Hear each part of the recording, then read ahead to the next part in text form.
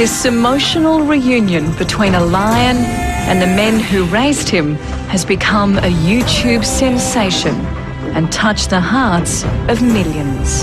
It was just an incredible reunion. Whether we were human or he was animal was sort of irrelevant. It has to be the kind of ultimate moment of life with Christian, really.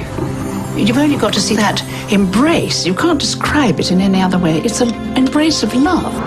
This extraordinary bond was first formed in 60s London when two friends bought a lion cub. He just adored them. It's the way he looked at them. You can see the love in his eyes. And it endured even after they released him to fight for acceptance in an African pride. We thought he could be killed. It was a chapter in Christian's life that saw his deadly rival become his greatest friend. This is the untold story of Christian, the lion cub from Harrods.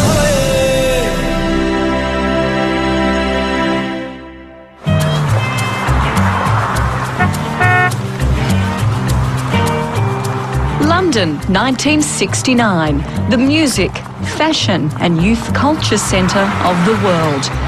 King's Road, in the hippest part of London, was a magnet for artists and travellers keen to take part in the city's hedonistic lifestyle.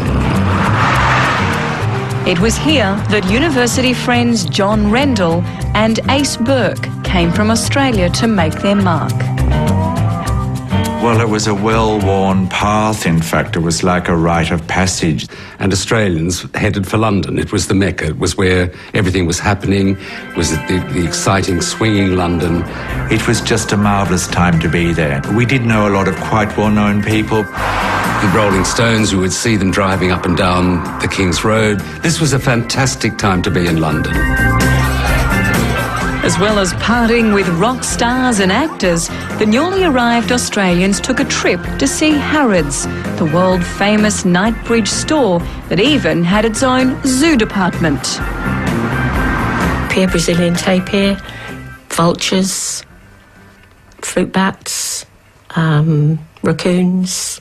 People would say that you could get anything from Harrods, from a pin to an elephant. And we did actually get an elephant for somebody at one time. Yes. Hand-reared cubs, of course, because these are so very much tamer. In November 1969, Harrods put two lion cubs on sale, Marta, a lioness, and Marcus, who would be renamed Christian. The cubs came from Ifricombe Zoo in Devon, the fifth generation of their family to be born in captivity. It was an absolutely astounding moment to just look and see these two beautiful creatures for sale. Christian was just full of personality, and he was so irresistible. And we just kind of looked at each other and said, right, we're going to buy him. In the 60s, keeping exotic animals as pets was popular and perfectly legal. It was not until 1976 that the Endangered Species Act, a law restricting their sale, came into force. Harrods interviewed all potential buyers to ensure that the lion cubs went to responsible owners. John asked all the right questions, wanted to know what the pitfalls would be, and always felt that they would do the best for Christian anyway. Ace and John passed the Harrods test and bought Christian for 250 guineas, the equivalent of $7,500 today. Neither one had any experience of big cats. The reaction to us buying Christian was probably universally, you've both gone mad, and it's quite dangerous, and you're stupid, and it'll end in tears. It did not seem to be such an absurd idea because London in the 60s was swinging. People were doing all kinds of extraordinary things. Their first problem was where to keep their boisterous new pet. Both worked as salesmen at Sophisticat, a shop selling restored pine furniture in the King's Road, and lived in the flat above. They persuaded the owners to let Christian have the run of the shop's large basement. He had a huge kitty litter tray, which he used religiously, like a domestic cat. There was some furniture stored down there that was going to be restored, and so that he could climb on and hide under or creep around and play hide and seek.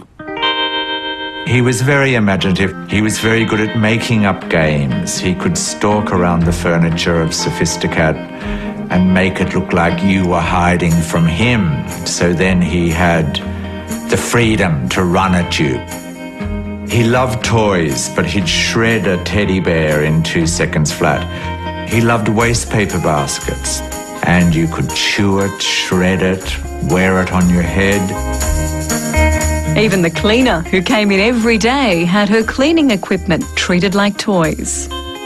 He thought she was there just as a kind of cabaret, because she had dusters and mops and vacuum cleaners and things. So he would put his paws on the front of the carpet sweeper and we'd play push-pull, and then he'd steal my dusters and stuff like that. We had great fun. She wasn't frightened of him at all. I mean, not in the slightest. And of course my children used to go back to school and say, don't mess with us because our mum looks after a lion.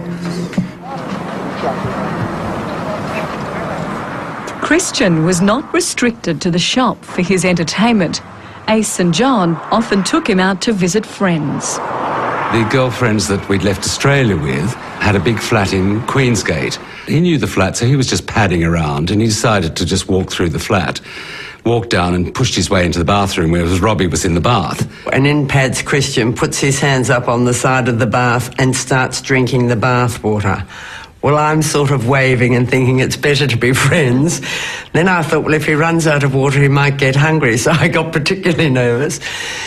Anyway, with a lot of screaming and everything, John eventually came and got him out of the bathroom, but I was pretty scared. As Christian grew bigger, so did the challenges of raising an African lion in a city. At 6 months old, he was already devouring 3 kilos of meat a day.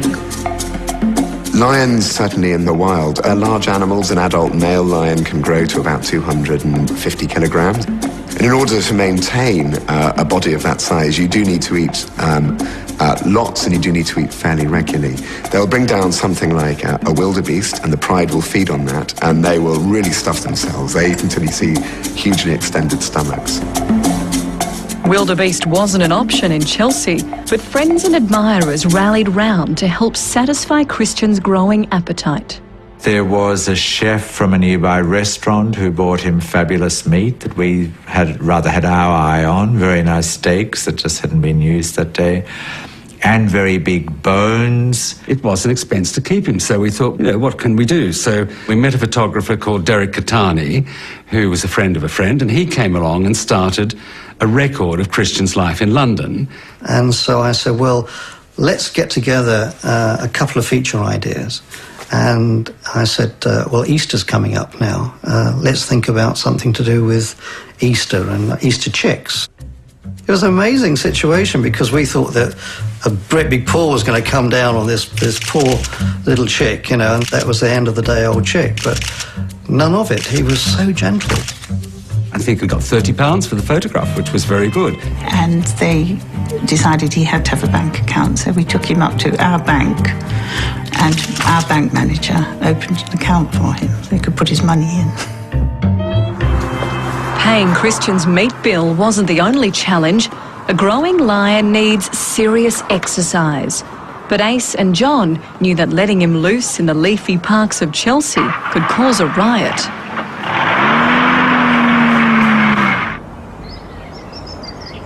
At the end of King's Road, they discovered a walled cemetery attached to the Moravian church. It would make the perfect exercise enclosure for Christian.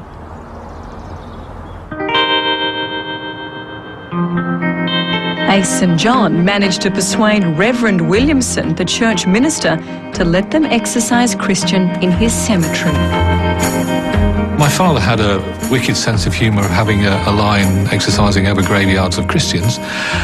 On the other hand, he was also a great naturalist, and he would have recognised a real need to let the lion have some freedom rather than being cooped up in a shop or a house.